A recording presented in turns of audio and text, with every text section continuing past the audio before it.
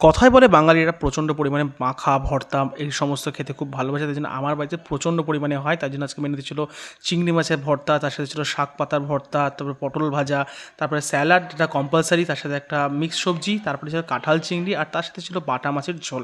আমি মাছটা যত বেশি পছন্দ করি না তোমরা সবাই জানো। প্রথমে নিয়ে নিলাম হচ্ছে এই যে ভর্তাটা, এই ভর্তার সাথে ভাত মেখে খাওয়ার মজা একটা আলাদা। তারপরে হচ্ছে চিংড়ি মাছের ভর্তা। ভাই এই চিংড়ি মাছের কোনো পার্ট আমার ফেলতে ইচ্ছা করে না, সব কিছু খাবো আমি, এর তো ভালো লাগে খেতে এটা।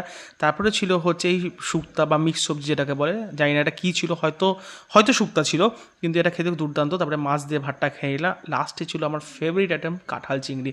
আর এই ছুটিতে এসে তো বাড়িতে প্রায় মোটামুটি 5 থেকে 6 দিন হয়ে গেছে আমি চিংড়ি মাছ মানে কাঁঠাল চিংড়ি খেয়েই যাচ্ছি। আর এই কাঁঠাল চিংড়িটা খেতে আমার এত ভালো লাগে বস, মানে বিশ্বাস করো, মানে কোনো সময় কষা করে বানায়, কোনো সময় ঝোল করে বানায়, কোনো সময় মাখা মাখা করে বানায়, মানে যাই হোক ভাই একটা আলাদাই ফ্লেভার এটার মধ্যে আছে। কার কার কাঁঠাল চিংড়ি ভালো লাগে, কাঁঠাল চিংড়ি মাছের ভর্তা ভালো লাগলে অবশ্যই কমেন্ট